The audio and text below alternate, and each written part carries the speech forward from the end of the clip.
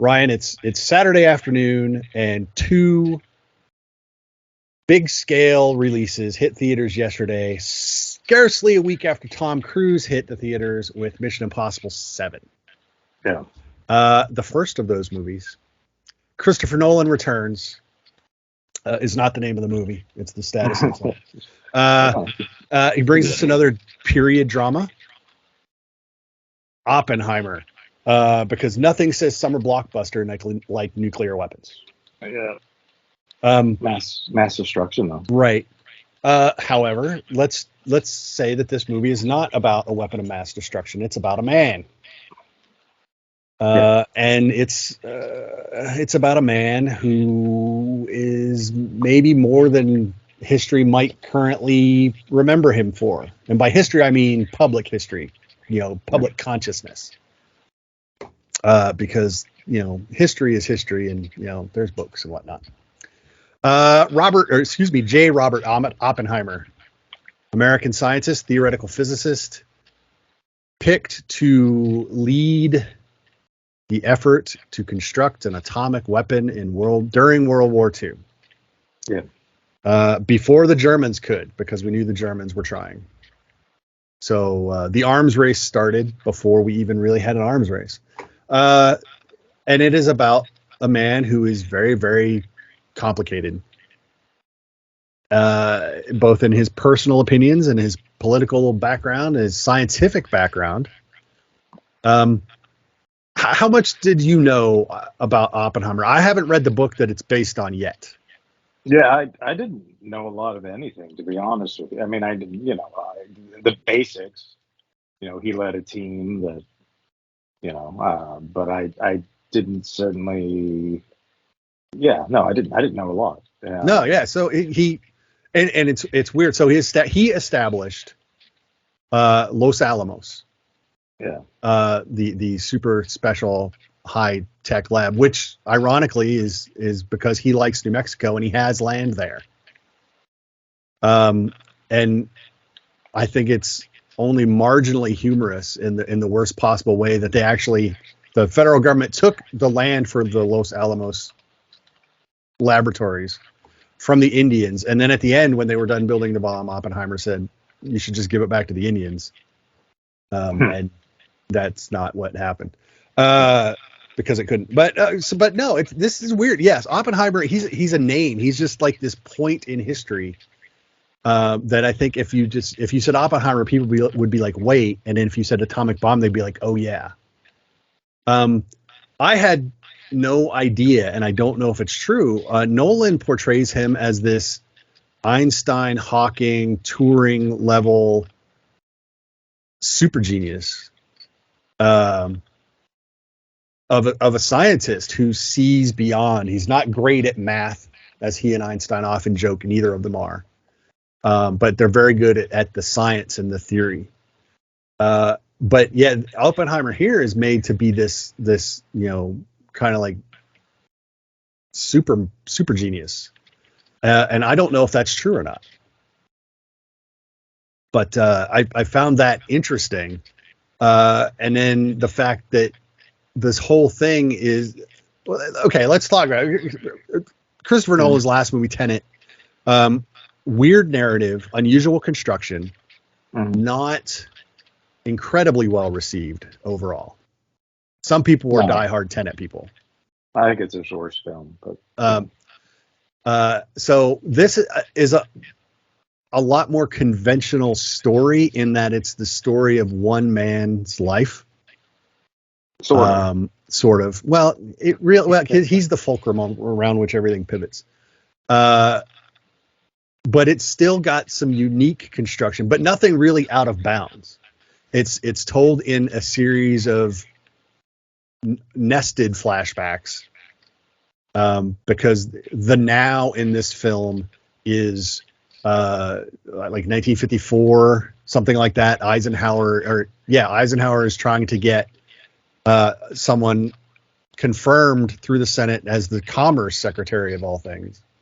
But that guy's background deals with Oppenheimer and science, and Oppenheimer had some opinions and questionable associations earlier in his life. So Like everybody else in that like everybody else generation. at the time, yeah. So we're post McCarthy, Yeah. but just. Yeah, I mean, So in this one, yeah, I mean, it's still you're a communist or you're not. right, and so a lot of this is these confirmation hearings become a rehashing of things that had previously been hashed out when he was building the atomic bomb. Yes.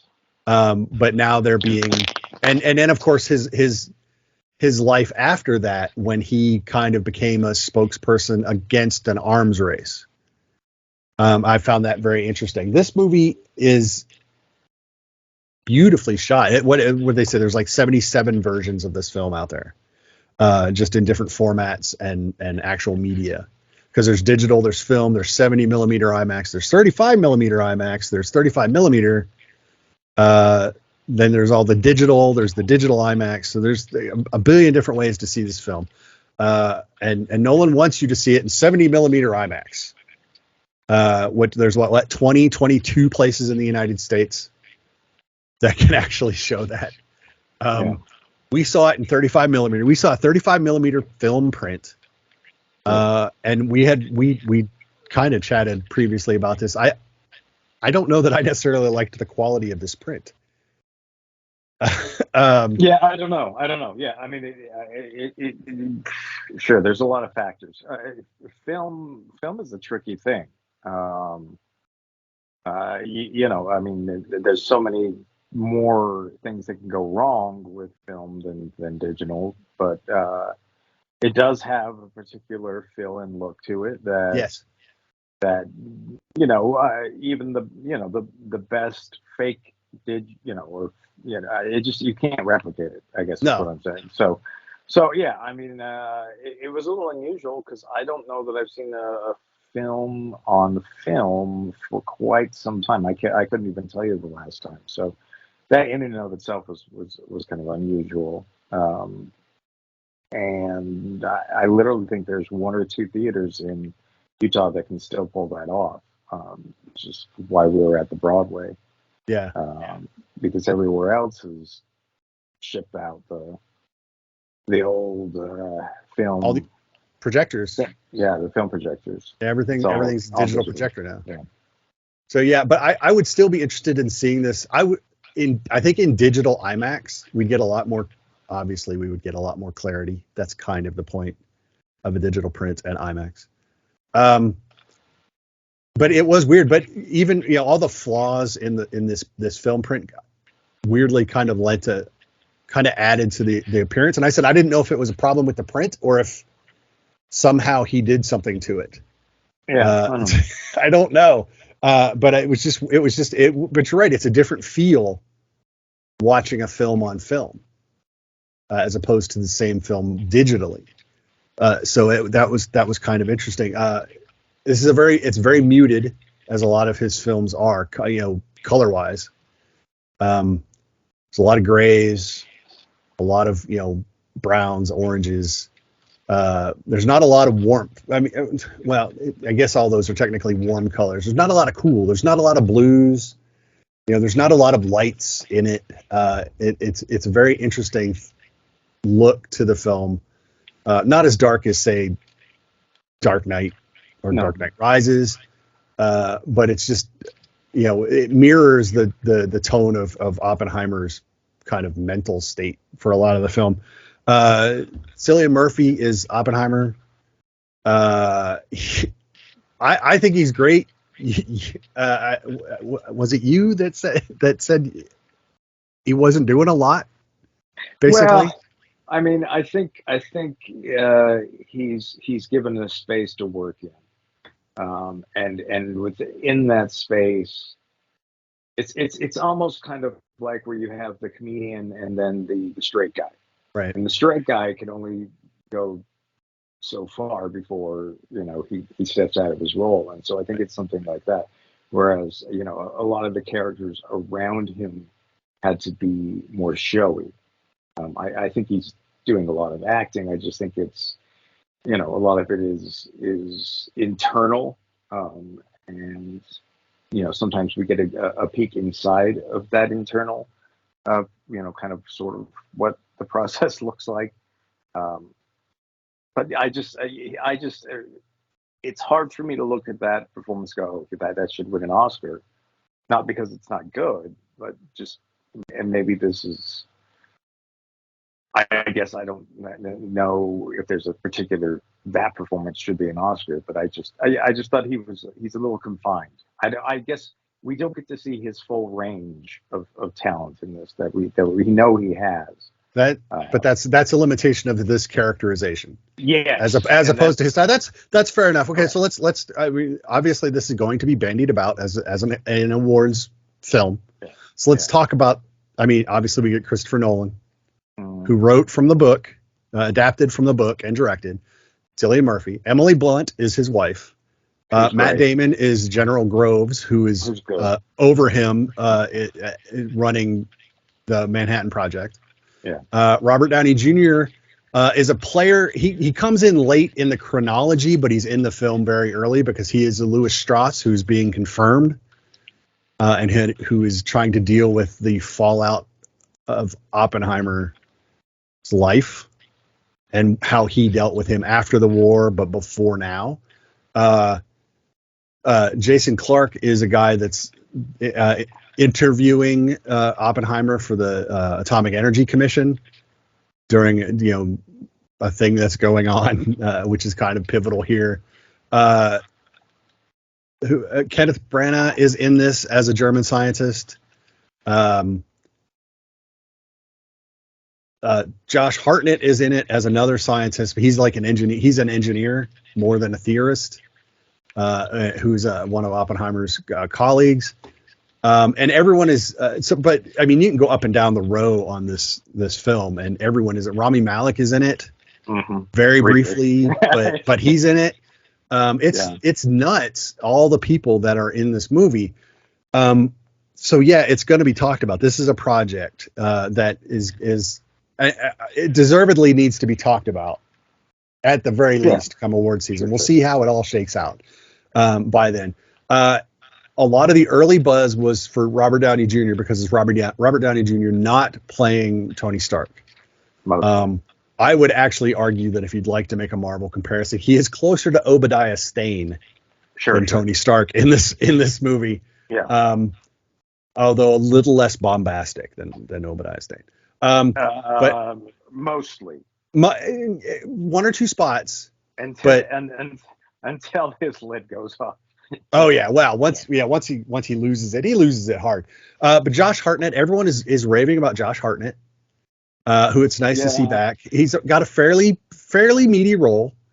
I think it'll get him more work. I don't know that it's actually anything special. But he's good. But he's fine. He's fine or better than fine. I don't want to negate the good, but I feel almost like that people were doing that, even though it's not a lead role, kind of the way they were like trying to build up Brendan Fraser Maybe as a comeback kind of thing. So I mean, there's he's an amiable actor that I think most people like. I couldn't tell you the depth of his career. No. But he pops up on screen and you go, oh yeah, like it's good to see that guy. Yeah. So that's I almost feel kind of like that buzz might go away. I think the buzz will stay for Robert Downey Jr. We'll see. I don't know. It's a good role. It's not a lead, so don't be pushing him to lead. It's a supporting role. And man, the performances are good. I like I mean, this is a film that's dominated mostly by men, and that shouldn't, or male characters, and that should be no surprise considering it exists in the world of politics and academia and science in the 50s, which doesn't give a lot of room for women, and that is what it is. So there's, but the women who are in this film tend to have a real impact. So yes, Emily Blunt, Oppenheimer's her fourth husband. Yeah. At this point, who she has issues, but she's not just a housewife. No. I mean, she's a housewife, but she's But she's very also, intelligent, especially in the late film when it comes to the political stuff. She's very aware and intuitive. She's a bad housewife. She's not very good at being that. Yeah, okay, that's fair. She's a bad housewife. She's like good at being things that she's not. If that, I know that sounds strange, but she's kind of a free spirit who convention doesn't really work for her, even if she thinks she wants it. Yes. Yeah. But the other main female role in this is played by Florence Pugh. Yeah. Who is also in this movie, who plays, if Emily Blunt is his wife, whom he loves. It's a previous lover who never goes away. Right. Almost that she's the one he can't shake. Yeah. But there's a lot, you learn a lot from that relationship. Well, as well, because someone asked, I can't remember, did Florence get the short end of the stick on this one? Because I mean, yes, Florence is naked a lot in this movie, but to me it was like, well, first of all, she wouldn't be if she didn't want to be, or I mean, she could have turned the role down. It's not like, I don't think Christopher Nolan demanded that she do this or whatever. Right. So there's that. But I think there's something interesting about her character that at some, that character that feels very them, I guess. Yeah. It's not like they came up with this character and she's just naked all the time or whatever. No. It's kind of there's just a freedom to her that she embraces. Well, and if Emily Blunt is a bad housewife, Florence Pugh's character, whose name escapes me for the moment, and it's not on the cast list, amazingly, that I'm looking at. She's very bad at peopling. Yeah. She is it's very hard for her to human in a lot of ways. She has some stuff going on. And so she's not a straightforward love interest. There's more to her, and she's just bad at it. Well, but she's good in the role. No, yes, and I think there is. I mean, I think it's an interesting role because if she had been better at things, I would suggest that the two of them probably, yes, Oppenheimer and her probably do end up together. But because she's bad at things, that's kind of what keeps them apart.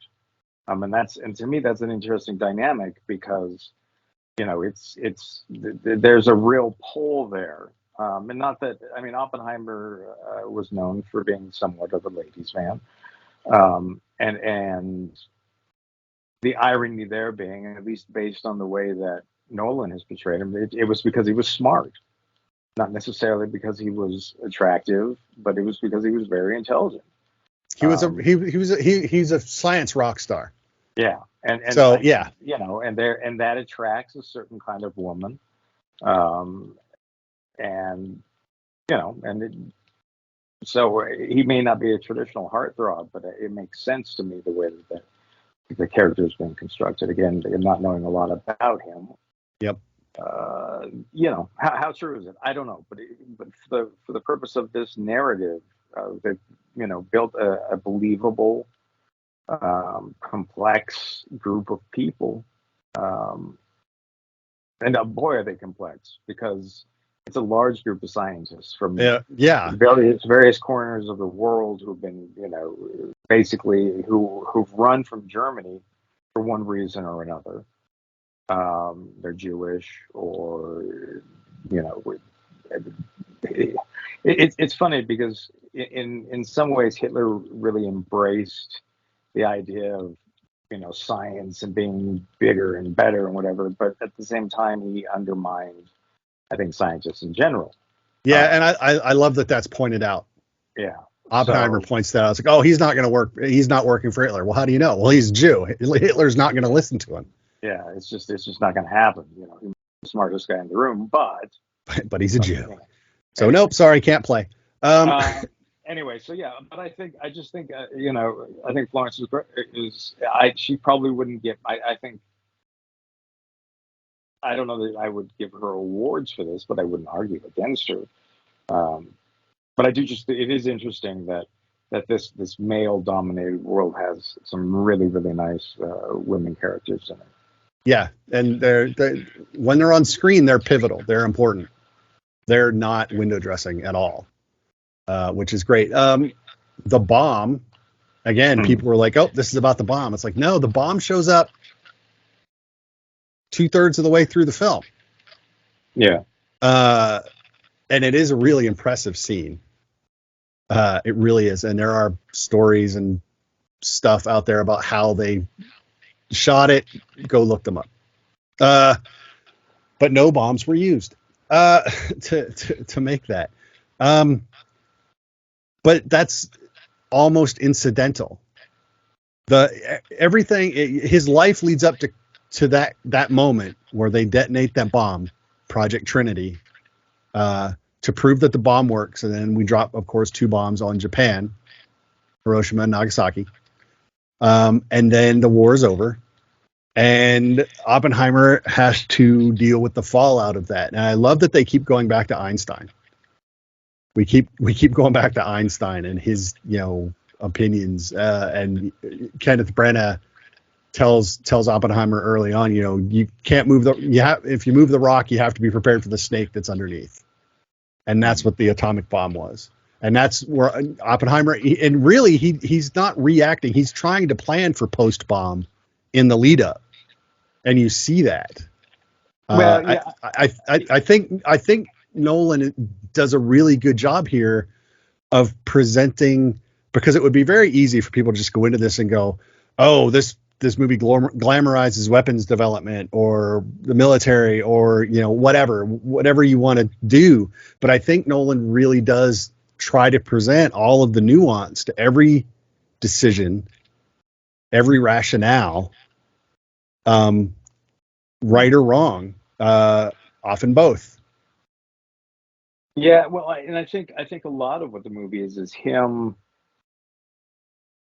He's trying to find out, and particularly when there's a scene at the very end that I think reinforces this idea a lot. But I think that he's smart enough to know how everything can go wrong, and so or how the world could take this thing that he's making, and he's trying to convince himself that he's doing something that will save lives, that will be a benefit to humanity, and so I think a lot of it, there's some talking himself into what he's doing a little bit. I mean, I think he's driven. He wants to find answers, but he's not completely blind. Right. But he is naive, and so I think it is a movie about, or he chooses to be naive. He's selectively myopic. Yeah. He's not. He knows that the bad stuff is out there, but he doesn't talk about it, and he doesn't talk about it in a way that tries to maybe diffuse it from coming to fruition. He doesn't just deny that thing. It almost feels like he tries to steer everything to where, he's trying to pre-steer the future by what he's doing now. Instead of, some people are like, well, if we just do this, this, and that, and he's like, no, we're going to do the other thing, because it's either a longer road or a harder road, or it's a road that buys time. Whereas the other road that someone else is suggesting is like, that's the highway to hell. You're the expressway to, oh, damn. So he often appears naive, and I don't necessarily think that that's true. I don't. Yeah, I think naive. It's yeah. I think it's a choice, though. He chooses to a certain degree to Well, Well, and, you know what? I think part of it is he puts faith in people that maybe he shouldn't. and a lot of times he does that, and people have to come and argue with him, and that's when they see his argument. It might not change, but it might not change them necessarily. But they have to figure out why he's doing something instead of him just saying whatever. Yeah, He's very bad at people, but he's also very good at people when it comes to science. He has an authority that helps. But I think the fact that he does present as kind of awkward forces people to deal with him in a different way. And often that's to his advantage. yeah, At least in terms of what he's trying to accomplish. Obviously he can't stop the atomic bomb from being developed by somebody. And he acknowledges that, if the Germans develop the bomb, they will use it. And if we do, maybe we won't. And that's his rationale. Well, and I think it's more of we'll use it, but we won't keep using it. Right. Or we'll use it as a. They'll destroy the world. We might not. Yeah. It's we'll put this out there and say, look what horrible thing we can do. We should never do this, and everyone will say, yeah, you're right. We should never do this. Yeah, they don't understand. They don't fear what they don't understand. They can't fear it until they understand it, and they can't understand it until they see it. Yeah, and it's true. Politicians don't, and people don't. We often say we fear what we don't understand. Well, that's not always true. Sometimes we can't fear it because we don't understand it. If it's so amorphous that you can't understand it, then what is there to be afraid of? And then what is it? There's definitely a near zero chance that we will not ignite the atmosphere. Yeah, near zero. Which in science, that's awesome, but literally that was the math. The math said there's a near zero chance that the first atomic bomb would not. Well, there's a near zero chance that it would ignite the atmosphere and destroy the world. And it's like, but we have to keep going.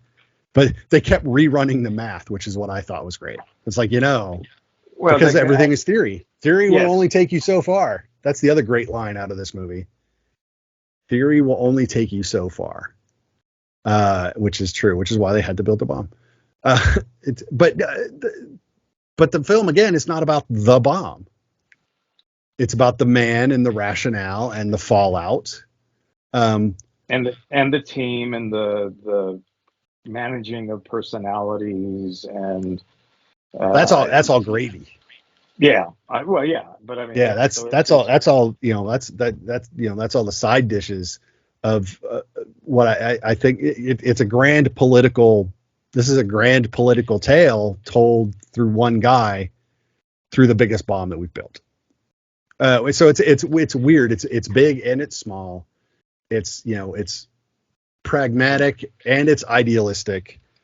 It's all of these things. It's just, and it's 3 hours long. And honestly, what do we, the first thing we say when we see a 3 hour movie is, man, they could cut 45 minutes out of this movie. And I'm okay with every minute of this film. Yeah, and in fact, there's this couple of things where you're like, ooh, maybe we should have shown them a little more of that. But but here's the thing about that as well is the stuff that's not in there. Maybe it just didn't work. Right.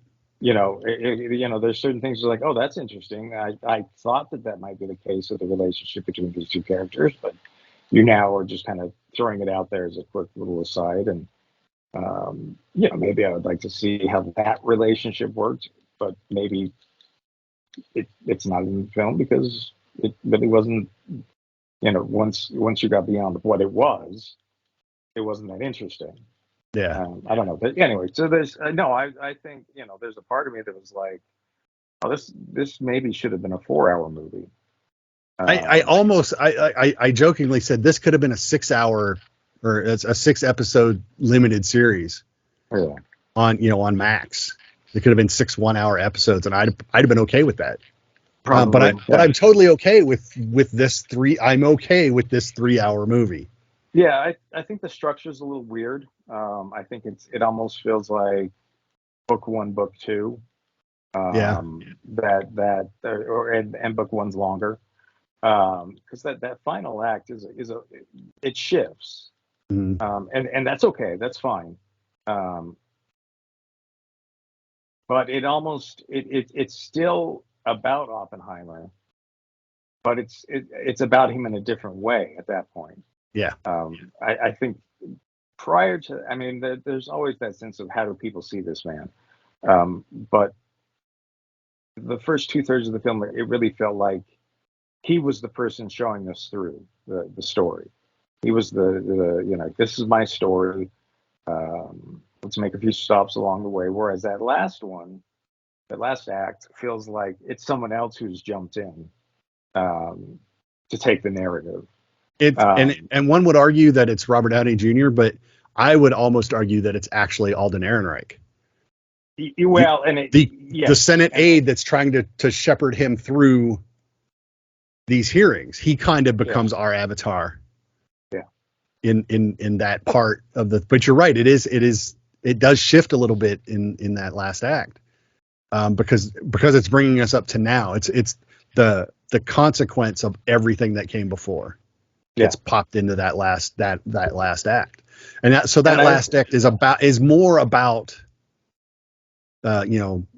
Strauss, Robert Downey Jr., than it is Oppenheimer. But Oppenheimer is still it's still Oppenheimer that, because yeah, it's he's still the almost like fulcrum. So it's the it's trial. It's the what now that the man has done what he did, what is he guilty of? yep, You but know, nothing. But that's why I said it's a political thriller. It's because it's what is acceptable today that will not be acceptable tomorrow. Or what do we need to vilify someone for today, even though we lauded them for it before?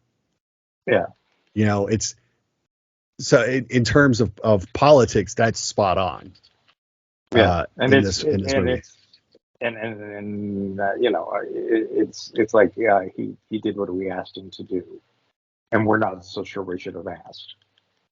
Yeah. Oh So well, I think, yeah. thanks, but no thanks. God love Oppenheimer. He's sorry, not sorry. Yeah, Nothing changed between then and now, except you've chosen to make it yeah. a big Which, deal. which is, I think, a fairly compelling thing. He's almost canceled, if you will, if you'd like, in the modern parlance.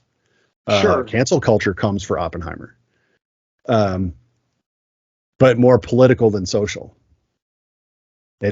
It's interesting. But again, I love that stuff, and you're right. So the team at Los Alamos, the hearing for his security clearance, the confirmation hearing for Robert Downey Jr., all that. So I love that stuff, and the fact that they dump it in this great historical narrative. So it's all basically because a lot of the hearing stuff is on record. Yeah.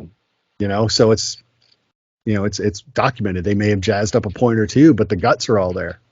So I love that, the fact that it's real, so to speak. How real, we'll wait and see. But I think it's great. I think it's worth every minute of its 180-minute runtime. And I would really like to see it in IMAX, which I might do here in a couple weeks when I actually get time again, which I do not have. But this is I say it's an easy recommend, but man, the movie's not for everyone. If you're not willing to sit through a 3 hour historical epic, then obviously this is not for you. But it's good. It's a character drama. It's an Yep. ensemble piece, with pretty. I mean, the scope of it is massive, Yeah. obviously, but the filming of it and a lot of it is a very intimate film as well. Um, lots of little between character scenes, Yeah. rather than this.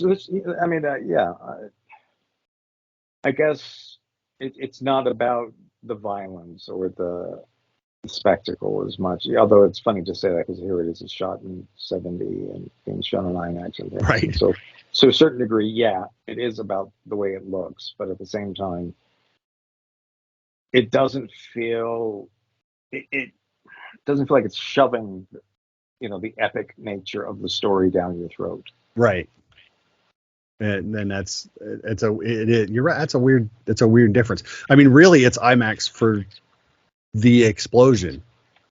Well, and because there's one explosion in this movie. Sure, but I think we often when we think of cinematography, it's these big things, like long shots, and this and that. Where I think we do have to remember that you can shoot a two-person scene in a way that's pretty amazing. That's just as beautiful and as complex, and maybe even more complex than a big, wide open space shot. A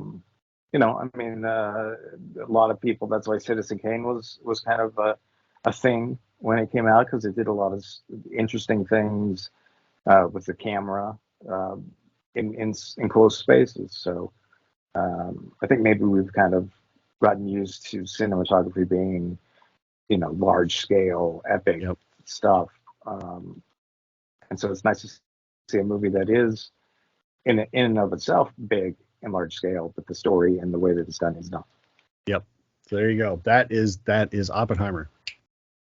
But hey, look, if you enjoy what you're seeing and hearing on the Visually Stunning Movie Podcast, why not take a second to click subscribe if you're on YouTube, click follow wherever you're listening to us.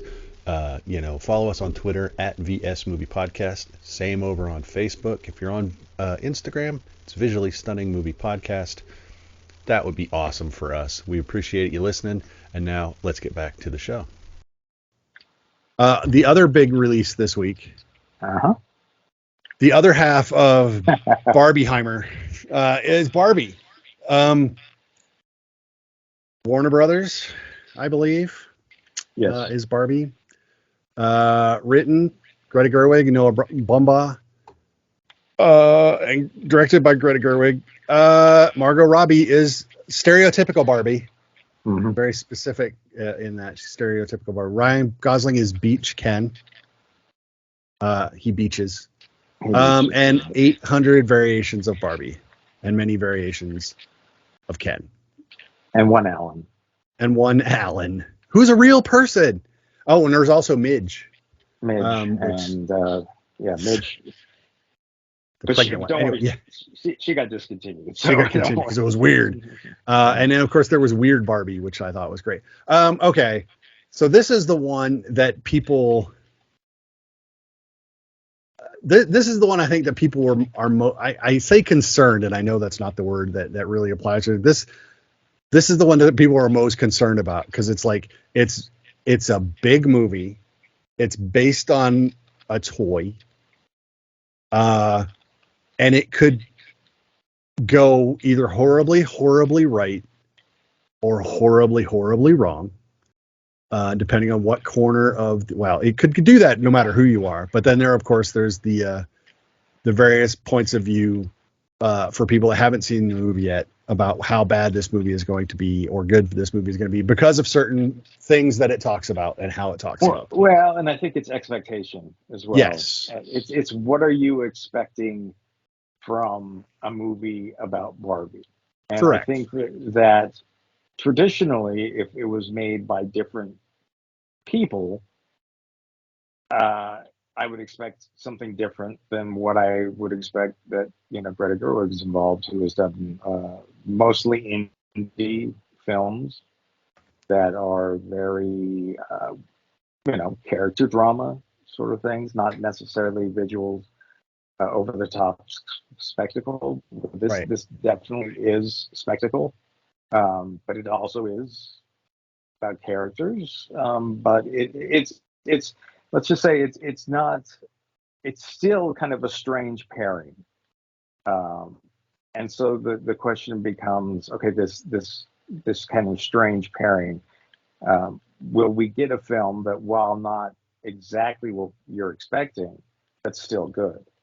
Um, you know, and I've got to, it's not often that I applaud corporate entities, but Mattel, I think that they probably deserve a round of applause for this one, because I think they trusted in an artist and said, you know what, you do your thing, and we're gonna, whatever the pitch was that she had going in, they were gonna, let her do her thing. And Warner Brothers gave her a lot of money to do this thing. Um, and to me, whether or not the movie works, just starting at that point, that's pretty amazing for right now, and this time and place that we're in. And maybe Warner Brothers, had they been in the financial situation they're in now, a couple of years ago when they started doing this film, maybe it doesn't happen. That's true. Okay, so I'm going to address at least my elephant in the room. Margot Robbie's last two movies have not been great. Amsterdam, Babylon, not great. Didn't do well. Were not necessarily critically well received. And now you get a movie like Barbie, and it's like, man, this could be 3 in a row. This movie, the easy thing right now is I can tell you right now, this movie is not going to financially bomb this weekend. No. It is going to win, running away the box office, because we did not get to screen this early in our market. There was no promo screenings.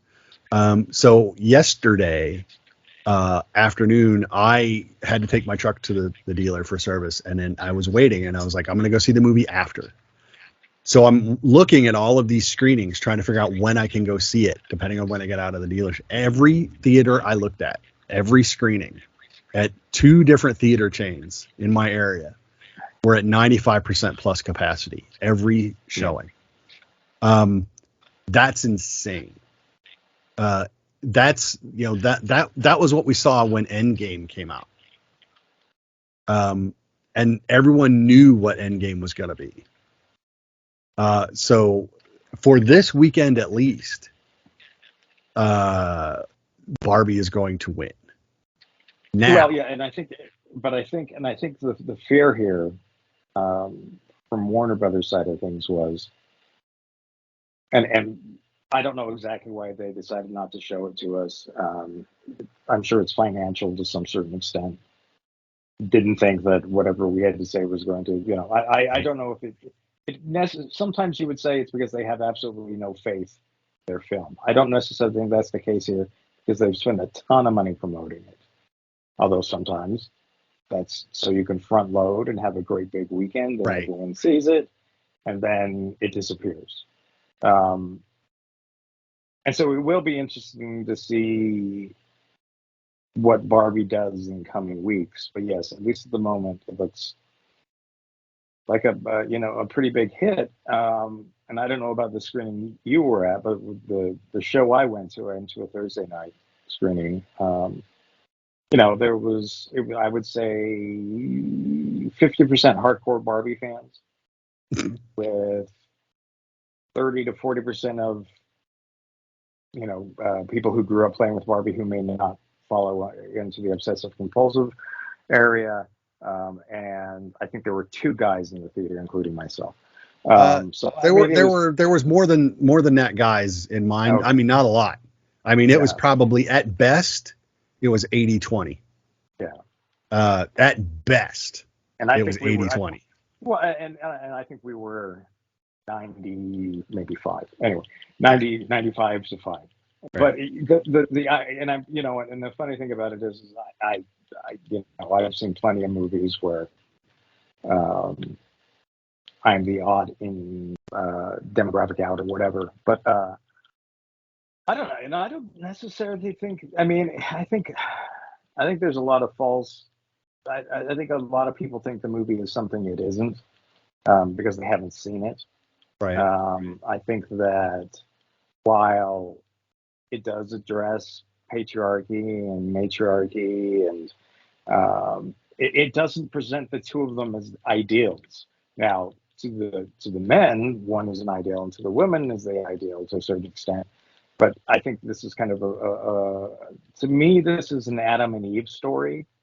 Um, it's, they go outside of the garden and they see what the real world's like, um, and that forever changes the way that they will see their world. You can't go back to Barbie land once you've left and see the real world, sort of thing.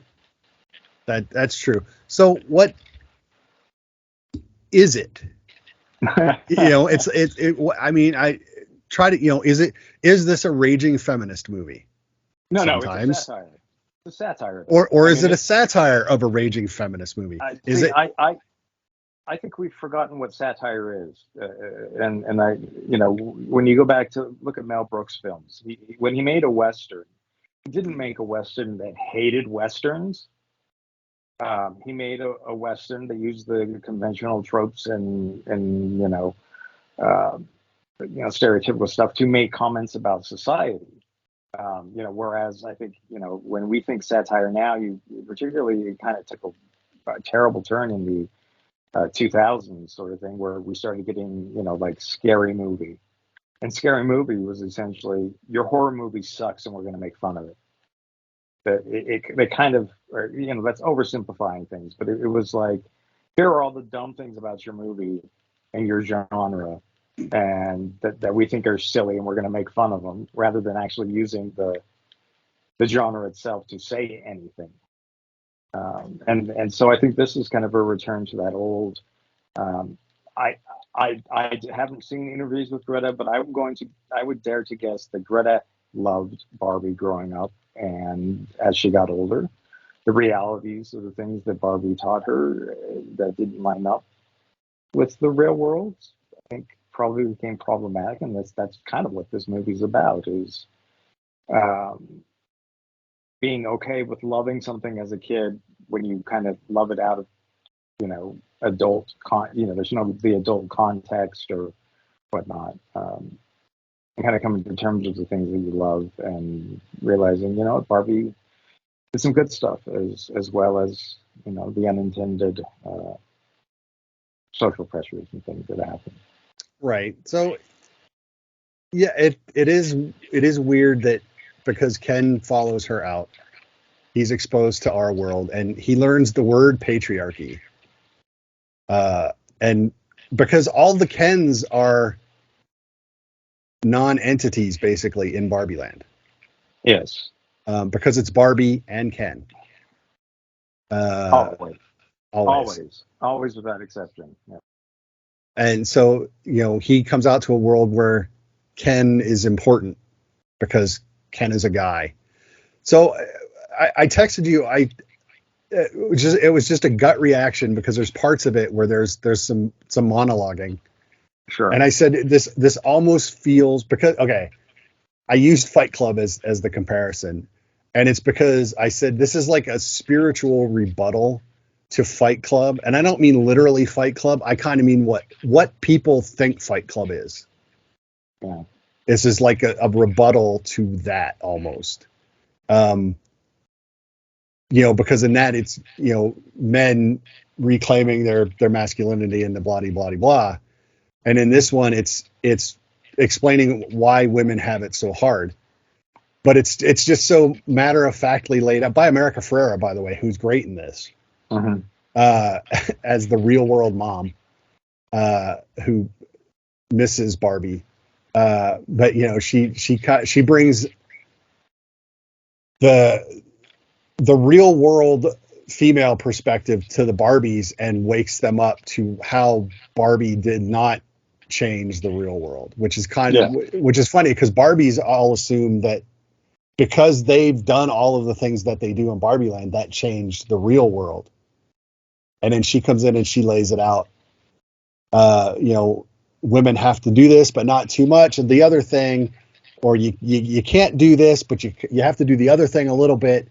And it's this real, it harkens back to the "you are not a special snowflake." that kind of diatribe. And Yeah. again, people are going to hate me for using that word. But she loses her temper and she just goes off. And so that's kind of Well, a diatribe.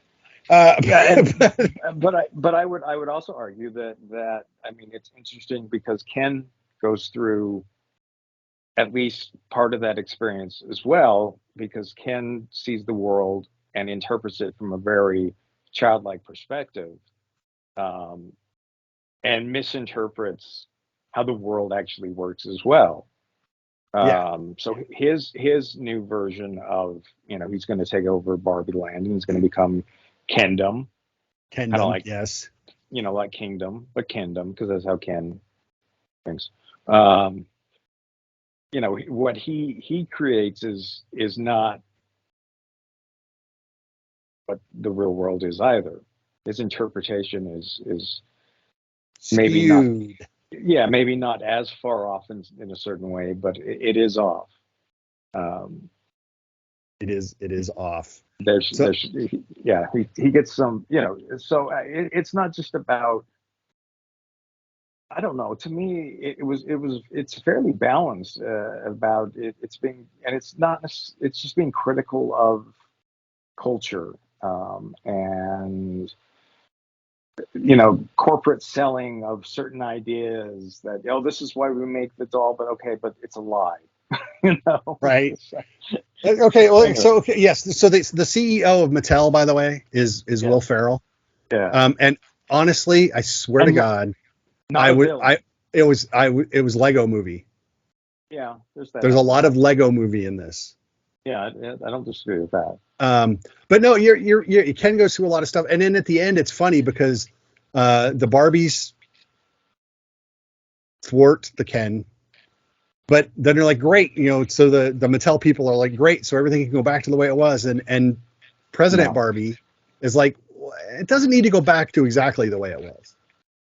So like everybody learns something. It's just to what degree yeah, by the end of the film. So having used all those words and people hate me now, I I did enjoy the film.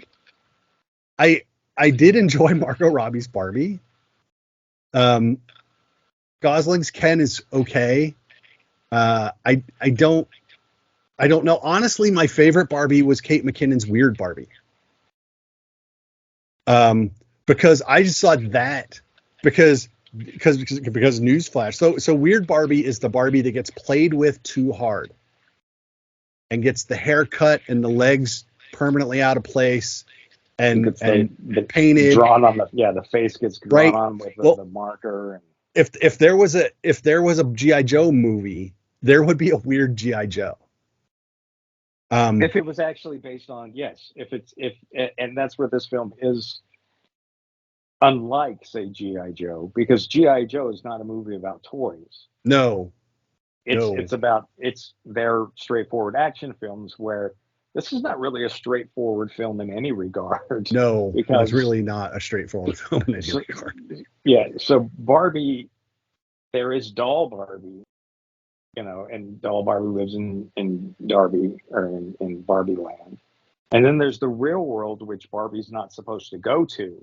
It's supposed to be these separate things.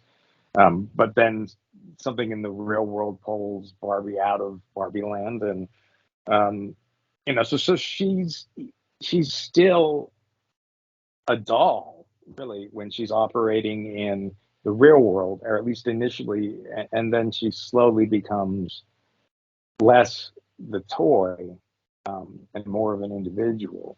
Yeah, And to be fair, I mean, the Kens don't have a lot of choice in who they get to be. They don't really get to be much of anything. But even in the case of the Barbies, they come with pre-assigned themes, and so there's a whole idea about, if we can just get this this this version of Barbie back into the box, remind them of who they're supposed to be, everything's going to be fine. yep, And I think that's really, that was interesting to me. yeah. And so let's talk about all of the cast in this movie again. We had this problem in Oppenheimer. So Huge Margot cast, yes. Robbie and Ryan Gosling, more Barbies. Issa Rae, Kate McKinnon, Alexander Shipp, Emma Mackey, Dua Lipa, Rita Aria, Emerald Fennell is Midge, some Kens, Simu Liu, Kingsley Ben-Adir, John Cena is Mermaid Ken, or whatever they called the Mermaid Ken. Yeah. So it's chock full of interesting players in this worlds that they built. And again, America Ferrera is a real world mom who has a daughter. And they're key to this whole scenario.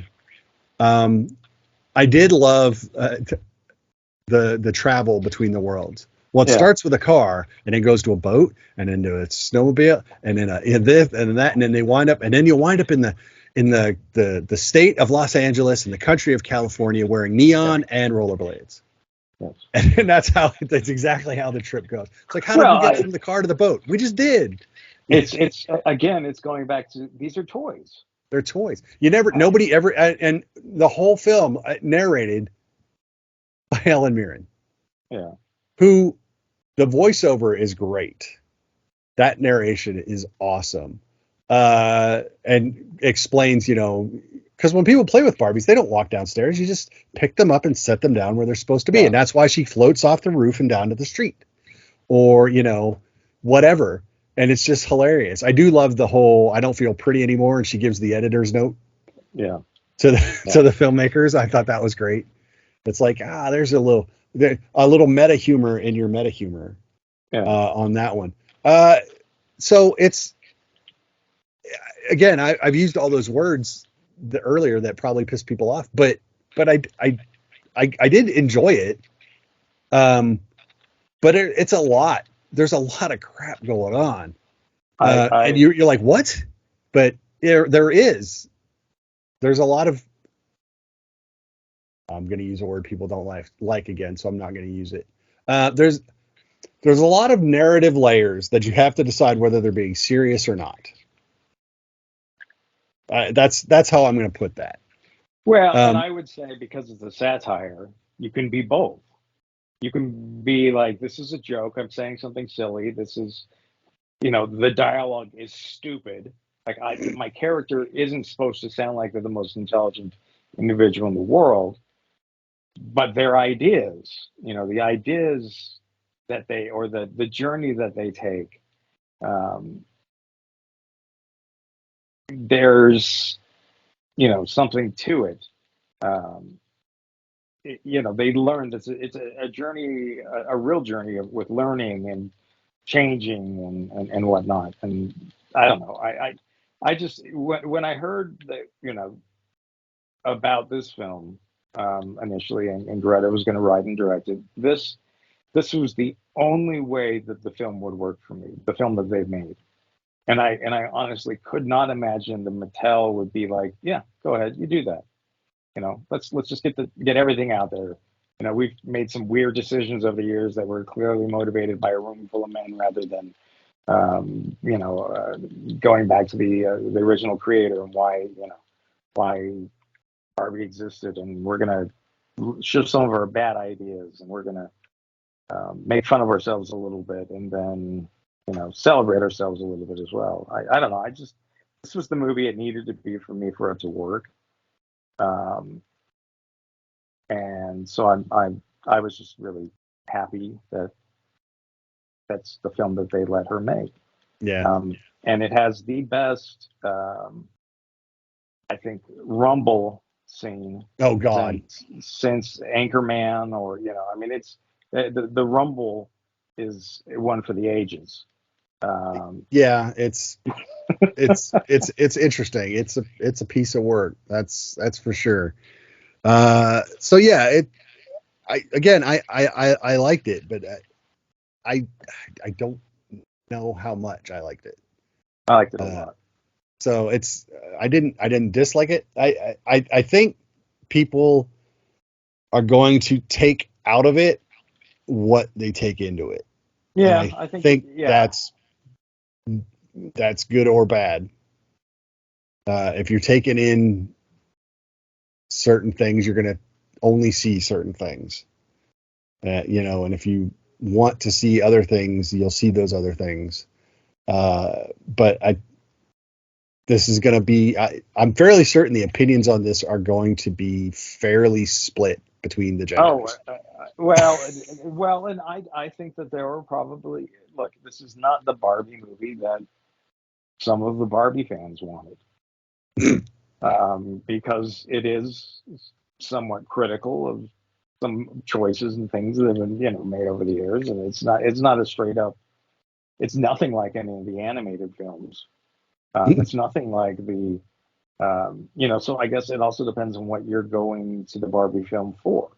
Right. If you're looking for a very traditional Barbie film, well, you're not going to get it. If you're looking for something that I think comes from a place of love, but also understands criticism, or who, I don't know. I mean, I just think that you know I think Barbie means a lot of different things to a lot of different people, and this is a film about someone who uh, is a feminist, who still loves Barbie, and has been told at some point that, look, you can't be both, and this is the, oh yeah, you want to bet, you know, yeah, I And how can, well, and it's up to you to determine how well she pulls it off. yeah. So yeah, so those are the two big movies this week. Very diametrically opposed, but I'm fairly certain, like I said, I don't see Barbie might be the $100 million movie people have been waiting for. Like I It's a said, talker. it's I said just looking at, and let's be clear, I saw it Friday. I saw a 1:35 screening. Every screening before that, the 2 o'clock screening, the 2:30 screening in the afternoon, midday. Yeah. So people are theoretically working, even though it's summer. 95% capacity plus. That's insane. And exciting. And yes, and exciting from a theater support standpoint. Um, Even with all of the moving forward now lack of promotion that we're going to get in many ways for film Well, they for a while. and they did it. Mission Impossible did a pretty good job too, but they got ahead of things. You had So to, yeah. by the time, and I don't think Oppenheimer did this remotely as well. Um, the Barbie was doing stuff for the past few weeks. They Mm. were constantly popping up with, "Hey, we did the debut in this city and then this city and whatever." And Um, but Oppenheimer, it's not, it's a even different though it's a film too. Nolan film, it's not Batman. No, It's not a film that one thinks of in terms of blockbuster. It feels like it's going to make some money and it's going to be critically well received. But this one doesn't. I mean, it had to cost a bunch of money with the people that he had in it. But it doesn't feel like even he was shooting for trying to be a blockbuster per se. no. So they didn't I think have to he's roll it out like that. sure. Sure. So it's, Unfortunately, the price tag on it may yeah, be the stumbling point on that. I don't know how much it cost, but I'm sure it was not cheap. Um, I'm gonna look it up now, really quick. $100 million. That's not terrible. Not terrible, no, but that's still a lot of money. It is a lot of money. Um, but is that doable? Yeah, I think that's doable. Um, how much did Barbie cost? You know, Oh, it had to cost more than that. 145 is what, yeah. plus marketing. Well, yeah, but that's always so. Yeah, I mean, Barbie's going to make 300 to profit. Oppenheimer needs to make 2 to 250. Is the Right. general. We're going to. That's not exact science. So Um, apparently Barbie has made $77 million since it opened through Friday. and that's just domestic, That's or just is that the domestic. worldwide? I believe that's just domestic. No, and I think Barbie is going to be front loaded. The question is how much. Right. But I And think it'll also have, there's rewatchability here for a certain segment. oh, absolutely. Because there's a lot of Barbie ephemera in it. The same way Well, there was yeah, in the Lego movie. Again, I'm going to make the Lego movie comparison. yeah, no, Because there's so and much it's stuff for the collectability, and yeah, fans. yeah, So and the there's a lot of background, stuff that yeah, you're going to go back and re-see, and then you will have missed it, but then you'll see it again. And there's a couple places where they just throw it at you, but that's also kind of cute for people that aren't steeped in Barbie lore. So it's interesting. So yeah, so two big ones this week. Both are going to do well, but yeah, Barbie's just going to destroy people. So I I'm gonna. just I I love that we have two movies that are very little alike. They're movies. But Yeah, after that, I don't know if they share a lot in common, but I feel like they both felt like they were made by people who had a vision, and they were allowed to, go with that vision and make the film that they wanted to make. Um, and I think for me, they were both very successful. yeah. Oh, absolutely, 100%, 100%. So yeah, so that's it for this week. That's Oppenheimer and Barbie.